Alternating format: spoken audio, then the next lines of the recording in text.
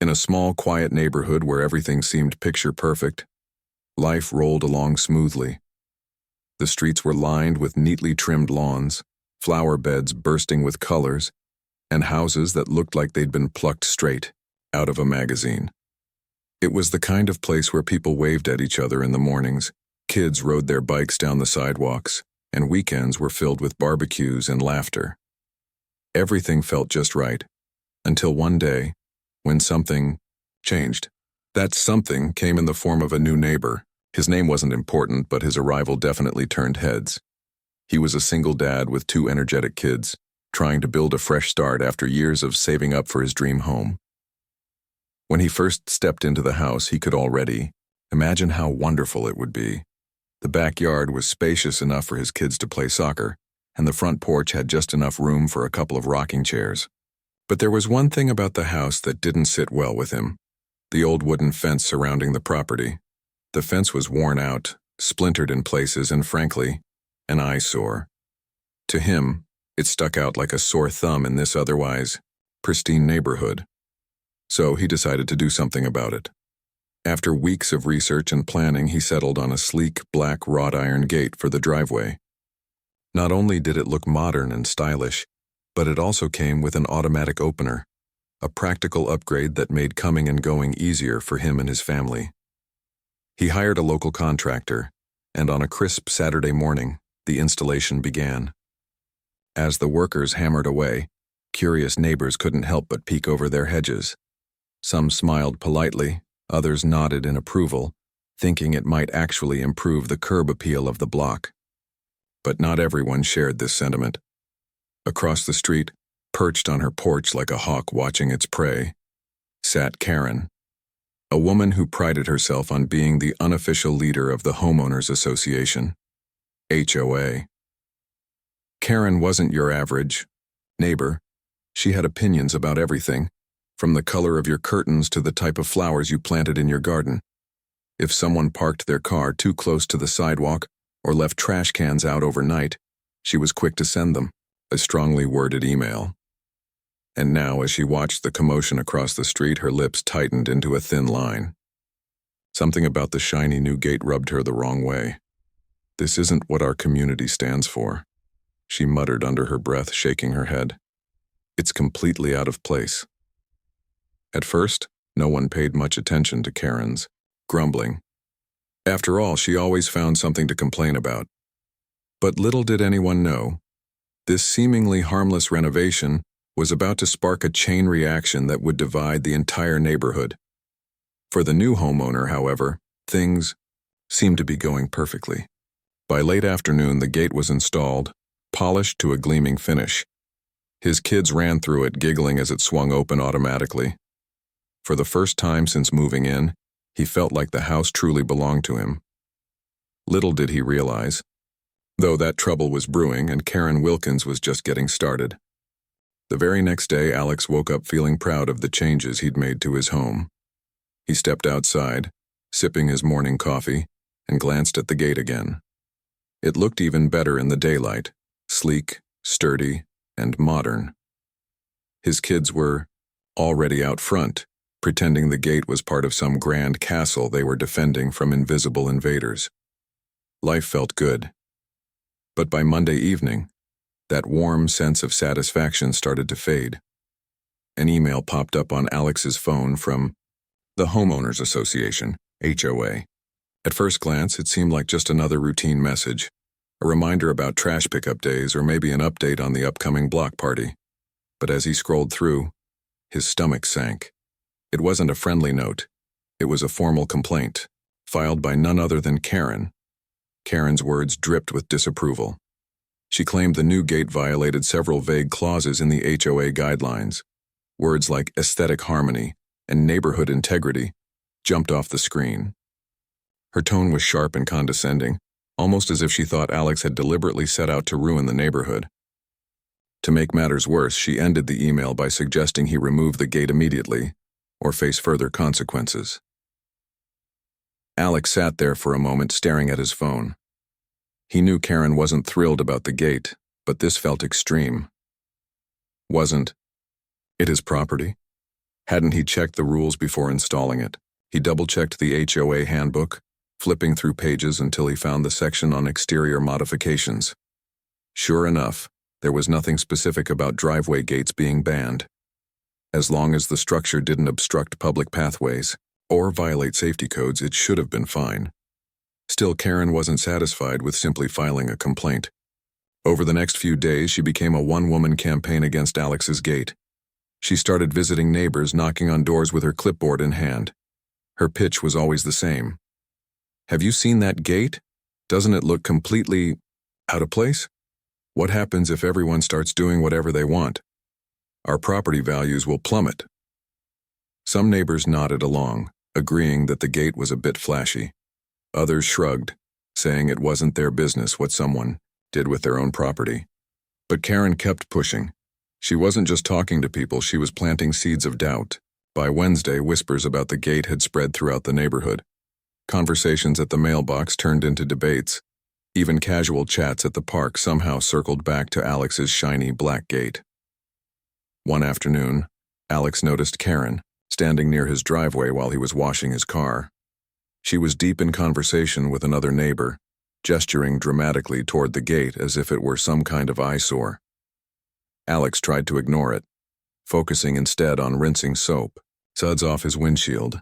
Still, he couldn't help overhearing fragments of their discussion. It's so industrial, the neighbor said hesitantly, glancing at the gate.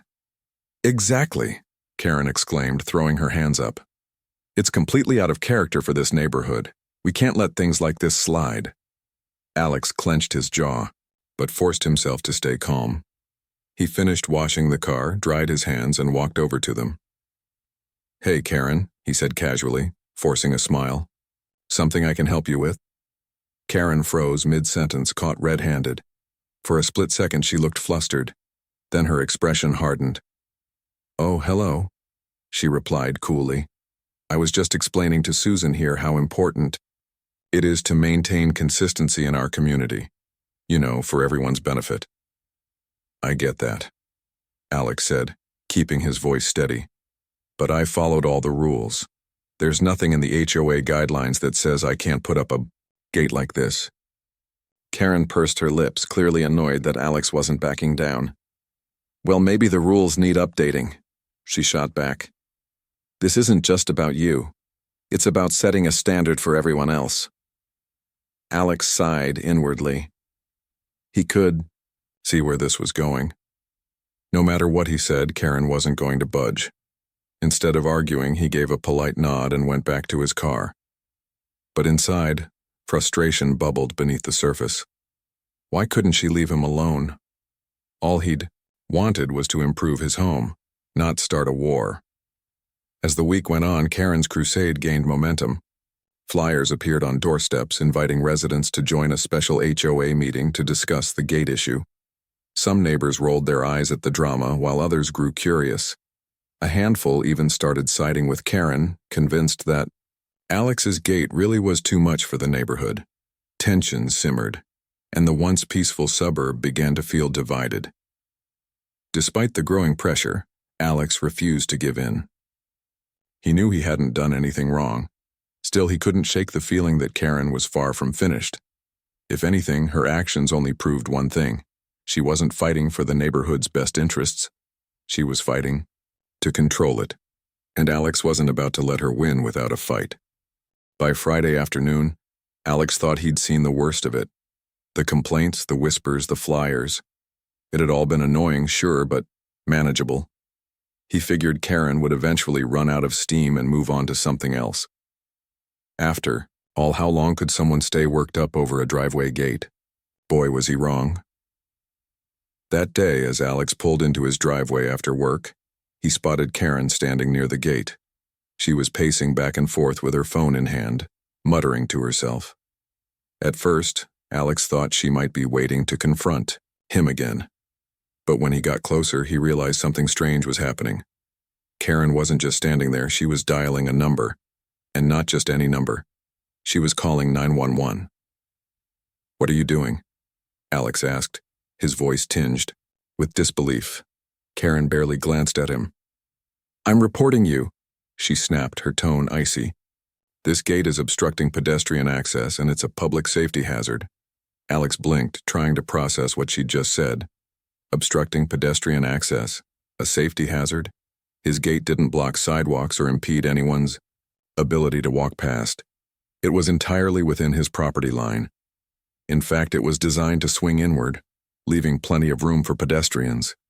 There was no way this could be considered dangerous. Yet here was Karen, treating it like some kind of emergency. Before Alex could respond, police officers arrived.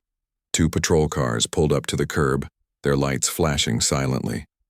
Neighbors peeked out from behind curtains and hedges, curious about the commotion. Some even stepped outside to watch, whispering among themselves.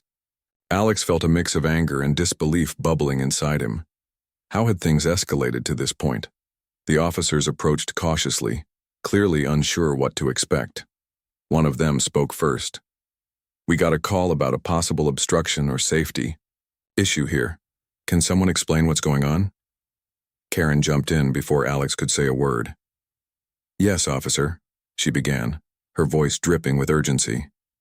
"This man installed a gate that's blocking the sidewalk. It's dangerous for pedestrians, especially children and elderly people. Someone could get hurt." Alex held up a hand, cutting her off. "That's not true," he said firmly. "The gate is completely on my property.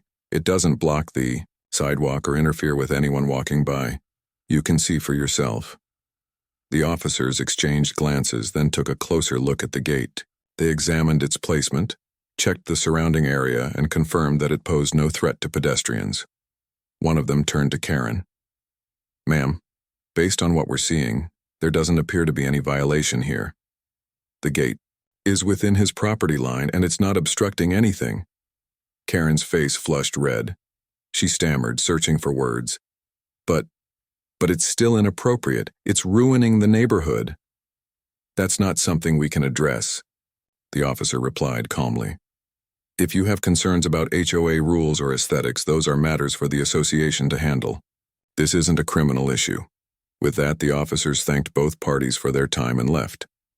The crowd of neighbors slowly dispersed, many shaking their heads or chuckling under their breath. Word of Karen's dramatic 911 call spread, quickly, becoming the talk of the neighborhood. Some found it laughable, while others were downright embarrassed for her. For Alex, the incident was infuriating, but also surreal. Calling 911 over a driveway gate. It was hard to believe anyone would take such a petty grievance so far. Still, he couldn't deny that Karen's antics were starting to wear him down. Every new complaint, every accusation, chipped away at his patience. He started wondering if moving into this neighborhood had been a mistake. Over the weekend, the story gained even more traction. Neighbors who hadn't taken sides before now found themselves drawn into the drama. Some sympathized with Alex, agreeing that Karen was overreacting. Others sided with her, convinced that Alex's gate really was too flashy for the neighborhood. Conversations at the local coffee shop and grocery store revolved around the same question. Was the gate truly a problem, or was Karen making mountains out of molehills? Despite the growing tension, Alex tried to focus on the positives. His kids loved the gate, treating it like a fortress during playtime.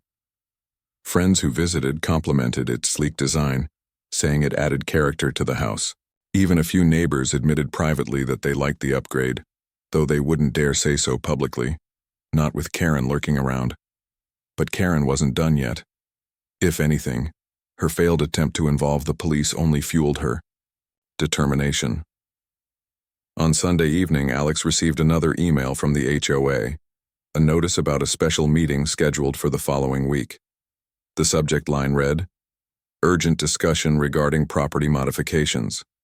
Alex groaned as he opened the message. It was clear what this was about. Karen had rallied enough support to bring the issue to a formal vote. The meeting would decide whether his gate could stay, or whether he'd be forced to tear it down. The days ticked by. Alex prepared himself for battle. He gathered documents proving he'd followed all the rules, took photos showing the gate's compliance with safety standards, and reached out to sympathetic neighbors for backup. He knew Karen would pull out all the stops to sway the board, but he refused to back down without a fight. Still, deep down, Alex couldn't help feeling drained. He hadn't expected buying a house to turn into such a headache. All he'd wanted was to create a space where his family could thrive, a place they could call home. Instead, he found himself caught in a whirlwind of drama, thanks to one neighbor who couldn't mind her own business. And yet, amidst the chaos, Alex felt a spark of defiance. He wasn't going to let Karen dictate how he lived his life. If anything, her relentless attacks only strengthened his resolve. The gate wasn't just metal and hinges. It was a symbol of his independence, his right to make choices for his family. No matter what happened at the meeting, Alex vowed to stand his ground. The day of the HOA meeting arrived, and the air in the neighborhood felt heavy with anticipation. Flyers had been posted on every street corner, inviting residents to voice their opinions about the gate controversy. Some neighbors muttered under their breath as they walked past Alex's house, while others exchanged knowing looks. It was clear that this wasn't just a discussion about a driveway gate anymore. It had become a battle for the soul of the community. Alex spent the morning preparing. He reviewed the HOA guidelines one last time, double-checking that he hadn't missed anything. He printed out copies of his research, including photos of the gate and diagrams showing its placement within his property line. He even wrote down key points he wanted to make during the meeting, determined not to let Karen steamroll him. Despite the pressure, he reminded himself why he was doing this. It wasn't just about the gate. It was about standing up for what was right. Karen, on the other hand, seemed to be thriving in the spotlight. She spent the hours leading up to the meeting rallying support. Armed with her clipboard and a stack of flyers, she knocked on doors, urging neighbors to attend and vote against the gate. Her pitch was polished now, almost rehearsed. This isn't about personal preferences, she told anyone who would listen. It's about protecting our neighborhood standards. Once we start making exceptions, where does it end? By the time evening rolled around, the community center was packed. Chairs were arranged in neat rows facing a small stage where the HOA board sat. Residents filled the room, some sitting quietly, others chatting animatedly. The atmosphere buzzed with tension. A few people brought snacks and drinks as if bracing themselves for a long night ahead. This wasn't just a meeting, it was a showdown. When the moderator called the session to order, the room fell silent. After a brief introduction, it was time for the main event. Karen stood first, stepping up to the microphone with an air of confidence. She cleared her throat and began speaking, her tone measured but firm. "This is about more than just a gate," she declared, gesturing dramatically toward Alex's side of the room. "It's about preserving the character of our neighborhood. We all moved here because we love the charm and consistency of this community, but when one person decides to ignore the rules, it affects all of us." She went on to list her grievances, painting Alex's gate as an affront to everything the neighborhood stood for. According to her, it was too flashy, too modern, and completely out of sync with the area's aesthetic. She argued that allowing such changes would set a dangerous precedent, encouraging others to flout the rules and turn the neighborhood into a chaotic mess. As Karen spoke, Alex listened intently, his jaw tightening. When it was finally his turn to address the crowd, he rose from his seat and approached the microphone. Unlike Karen, he didn't rely on theatrics or emotional appeals. Instead, he kept his tone calm and respectful, focusing on facts. "I understand that people have strong feelings about this," he began, looking around the room, "but I want to remind everyone that I followed every rule in the HOA handbook. My gate is entirely within my property line, and it doesn't obstruct sidewalks or impede pedestrian access. There's nothing in the guidelines that says I can't install something like this." He held up the photos he'd brought, showing the gate from different angles. "This isn't about breaking rules, it's about improving my home. I worked hard to buy this house and I wanted to make it feel like mine. That's why I chose this gate. It's functional, secure, and adds value to my property." Alex paused, letting his words sink in. Then he added, "I respect the HOA and its mission to keep our neighborhood beautiful. But I also believe that homeowners should have the freedom to make reasonable choices for their families. Tearing down my gate won't protect our community. It'll send a message that individuality isn't welcome here." His speech earned a smattering of applause from some corners of the room. Others remained silent, clearly conflicted. Karen glared at him from across the aisle, her lips pressed into a thin line. After both sides had presented their arguments, it was time for questions. Neighbors took turns at the microphone, sharing their thoughts. Some echoed Karen's concerns, arguing that the gate was too bold and disrupted the neighborhood's harmony. One elderly woman expressed fear that similar upgrades might lead to higher property taxes.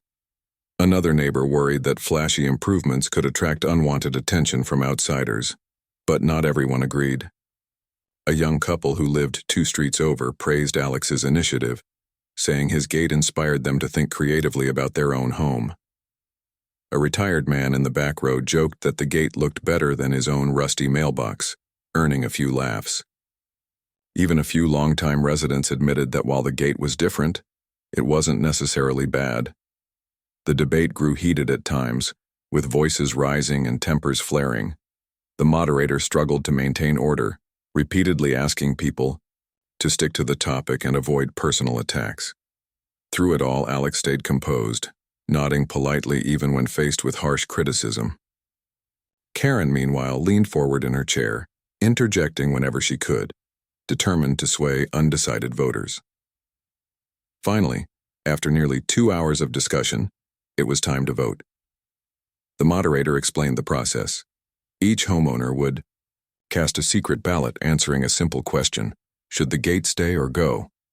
As the ballots were collected and counted, the room fell eerily quiet. Everyone waited anxiously, wondering how the decision would turn out. When the results were announced, the outcome shocked nearly everyone, including Karen. By a slim margin, the majority voted in favor of keeping the gate. Cheers erupted from Alex's supporters, while Karen's faction sat in stunned silence. For once, she had nothing to say. As the meeting wrapped up, Alex felt a wave of relief wash over him. He hadn't just won the vote. He'd proven that standing your ground could pay off. Still, he knew the fight wasn't entirely over. Karen wouldn't take this lying down. But for now, at least, he could breathe a little easier. His gate was safe, and so was his family's dream of a perfect home. The morning after the HOA meeting, Alex woke up feeling a mix of triumph and exhaustion. He'd won the vote, sure, but the battle with Karen had taken its toll. The stress of constant scrutiny, the endless debates, and the neighborhood drama weighed heavily on him. Still, as he sipped his coffee and watched his kids play in the yard, he reminded himself that it had been worth it. His gate was staying put, and for now he could enjoy the peace. But Karen wasn't ready to admit defeat, not by a long shot. Losing the vote only seemed to fan the flames of her determination. If she couldn't get rid of the gate through official channels, she decided to take matters into her own hands. Over the next few weeks, Alex began receiving letters from the HOA. Dozens of them. Each one cited some minor infraction, each accusation more ridiculous than the last. First, it was about his mailbox. According to Karen, it leaned slightly to the left. Then came a complaint about his holiday decorations, which apparently stayed up a day too long. Before long, even the length of his grass was under scrutiny. One letter accused him of letting it grow half an inch beyond the maximum allowed height. Half an inch. It was clear that Karen wasn't just nitpicking, she was targeting him personally, using her position on the HOA board to make his life miserable. At first, Alex tried to laugh it off. He fixed the mailbox, took down the decorations early, and mowed the lawn religiously. But the letters kept coming, each one more petty than the last. Neighbors started noticing the pile of envelopes stacked on Alex's kitchen counter. Some felt bad for him, knowing full well that Karen was behind the harassment. Others avoided him altogether, not wanting to get caught in the crossfire. Karen didn't stop there. She began patrolling the streets like a self-appointed neighborhood watchdog. Every time Alex stepped outside, he could feel her eyes boring into him from across the street. If his car sat in the driveway for too long, she'd send a note reminding him about parking rules. If his trash cans weren't tucked away perfectly after collection day, another complaint landed in his mailbox. It was relentless, suffocating, and utterly exhausting. Alex knew he couldn't keep playing defense forever. Something had to give. With the help of a lawyer friend, he started documenting every interaction with Karen and the HOA. He saved copies of every letter, every email, and every note slipped under his door. He snapped photos of his property, proving that his mailbox was straight, his grass was trimmed, and his trash cans were always where they were supposed to be. Slowly but surely, he built a case, just in case things escalated further. But Alex wasn't content to simply endure Karen's antics. He wanted to fight back. He reached out to sympathetic neighbors, sharing his side of the story and exposing Karen's behavior for what it truly was. Bullying disguised as concern for the community. At first, people were hesitant to speak up. No one wanted to become Karen's next target. But as Alex shared his evidence, photos of perfectly compliant properties, stacks of frivolous complaints, and screenshots of passive-aggressive messages, more and more neighbors began to see the truth. One evening, Alex hosted a small gathering at his house.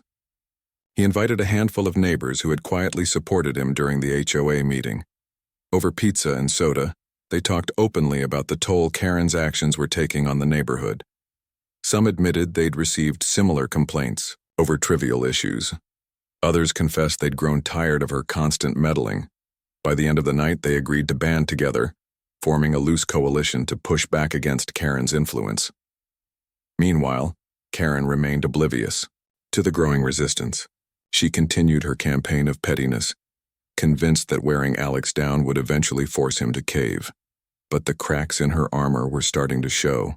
Other neighbors grew increasingly frustrated with her behavior, especially when they realized how much time and energy she was wasting on such trivial matters.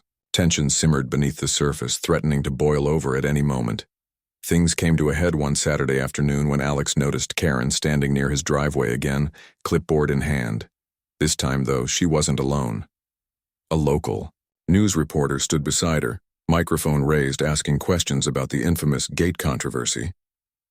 Alex froze, unsure whether to laugh or groan. How had this story made it to the media? Curiosity got the better of him, so he walked over to listen. Karen spoke passionately, painting herself as the defender of neighborhood values. She described Alex's gate as a blight on the community, insisting that her actions were justified. Her tone was confident, almost smug, as if she believed public opinion would rally behind her. When it was Alex's turn to speak, he kept his cool. He explained how he'd followed all the rules, how Karen's complaints had spiraled out of control, and how her behavior had divided the neighborhood. His calm demeanor and logical arguments stood in stark contrast to Karen's theatrics. Even, the reporter seemed skeptical of her claims, raising an eyebrow when she called the gate a public safety hazard. By the time the interview wrapped up, Alex felt cautiously optimistic. The news crew promised to air the segment later that week, giving both sides a chance to tell their stories. As they packed up their equipment, Alex returned to his house, wondering how the coverage would play out. Would it sway public opinion in his favor? Or would Karen somehow twist the narrative to suit her agenda? The answer came sooner than expected. That evening, snippets of the interview appeared online, sparking immediate reactions. Social media lit up with memes mocking Karen's dramatics. Viewers found her obsession with a driveway gate absurd, dubbing her Gate Karen, and turning her into an overnight internet sensation, for all the wrong reasons. Comment sections filled with jokes about calling 911 over misplaced flower pots or crooked welcome mats. For once, Karen's reputation worked against her. Back in the neighborhood, the fallout was immediate. Neighbors who had previously stayed neutral began speaking out against Karen's behavior. Some even apologized to Alex for not standing up to her sooner. Others distanced themselves from her entirely, unwilling to be associated with her antics. The coalition Alex had started grew stronger, united by a shared desire to reclaim their community from Karen's grip. For Karen, the attention was unbearable. Humiliated by the ridicule, she resigned from the HOA board shortly after the segment aired. Without her influence, the neighborhood began to heal. Complaints slowed to a trickle, and conversations shifted away from gates and mailboxes to more meaningful topics: upcoming block parties, school events, and weekend plans. As for Alex, he emerged from the ordeal stronger and wiser. He learned the importance of standing up for himself, even when the odds seemed stacked against him. And while he never imagined his driveway gate would spark such chaos, he couldn't deny that it had brought the neighborhood closer together, in unexpected ways. For the first time in months, the suburban paradise felt peaceful again, and Alex finally felt at home. The aftermath of the Gate Karen saga rippled through the neighborhood in ways no one could have predicted. What had started as a dispute over a driveway gate turned into a lesson about community, resilience, and the importance of standing up to bullies even when they hide behind rules and regulations. For Alex, it wasn't just about winning or losing. It was about proving that kindness, patience, and determination could overcome even the most stubborn opposition. In the weeks following Karen's resignation from the HOA board, the neighborhood began to change, slowly but surely. The tension that had gripped the streets for months started to ease. Neighbors who had avoided each other during the height of the drama began reconnecting. Conversations at the mailbox shifted from complaints and accusations to casual chats about weekend plans or local events. Kids returned to playing together in backyards and driveways, their laughter echoing through the quiet suburban air once again. Karen, on the other hand, became something of a ghost. She rarely left her house anymore, and when she did, she kept her head down, avoiding eye contact with anyone who might recognize her. Rumors circulated that she'd unplugged her landline after being bombarded with prank calls inspired by the viral news segment. Others whispered that she spent hours drafting angry emails to city officials, though none of them ever amounted to anything. It was clear that the ridicule had taken its toll. Once the self-appointed queen of the neighborhood, Karen now seemed content to fade into the background. Despite the newfound peace, Alex knew better than to let his guard down completely. He'd seen firsthand how quickly things could spiral out of control, and he didn't want history repeating itself. With the support of his growing coalition of neighbors, he proposed changes to the HOA guidelines, changes designed to prevent similar conflicts in the future. Together, they worked on clarifying vague rules, setting clearer boundaries for acceptable modifications, and establishing a fairer process for resolving disputes. The goal wasn't to stifle creativity or enforce rigid conformity. It was to create a system where everyone felt heard and respected. The revised guidelines were unveiled at a special HOA meeting, attended by nearly every household in the neighborhood. This time, the atmosphere was different. There were no heated arguments, no raised voices, no accusations flying across the room. Instead, residents listened attentively, asked thoughtful questions, and offered constructive feedback. When the vote came, the new rules passed unanimously, a testament to how far the community had come since the days of division and drama. For Alex, the experience reinforced his belief in the power of unity. He realized that while he could stand up to Karen alone, real change required teamwork. By reaching out to his neighbors, sharing his story, and building alliances, he'd not only protected his family's home, but also strengthened the bonds within the community. The coalition he'd formed didn't dissolve after the meeting. It evolved into something bigger. Members began organizing regular gatherings, from potluck dinners to seasonal block parties, fostering a sense of camaraderie that had been missing for years. As summer approached, the neighborhood buzzed with activity. Flower beds burst into bloom, bicycles zipped down sidewalks, and grills sizzled with the smell of burgers and hot dogs. At the center of it all stood Alex's gate, not as a symbol of conflict, but as a reminder of resilience. Some neighbors joked that it should be declared a landmark, given everything it had endured. Others simply admired its sleek design, admitting that it had grown on them over time. One afternoon, as Alex sat on his porch watching his kids play in the yard, a familiar face appeared at the end of his driveway. It was an older neighbor, someone who had always kept to himself but occasionally nodded politely during morning walks. Today, however, he stopped and approached Alex, holding a small potted plant. "Thought you might like this," the man said, handing over the plant with a shy smile. "Figured your gate could use a little greenery." Alex accepted the gift, surprised but touched. "Thank you," he replied. That's really kind of you. The man shrugged. Just wanted to say thanks, I guess. You handled everything with class. Made us all realize we don't have to put up with nonsense. They chatted for a few minutes before the man continued on his walk, leaving Alex with a renewed sense of gratitude. Moments like these reminded him why he'd fought so hard to stay. This wasn't just a neighborhood anymore. It was a community, one that had weathered storms and emerged stronger because of it. Of course, life wasn't perfect.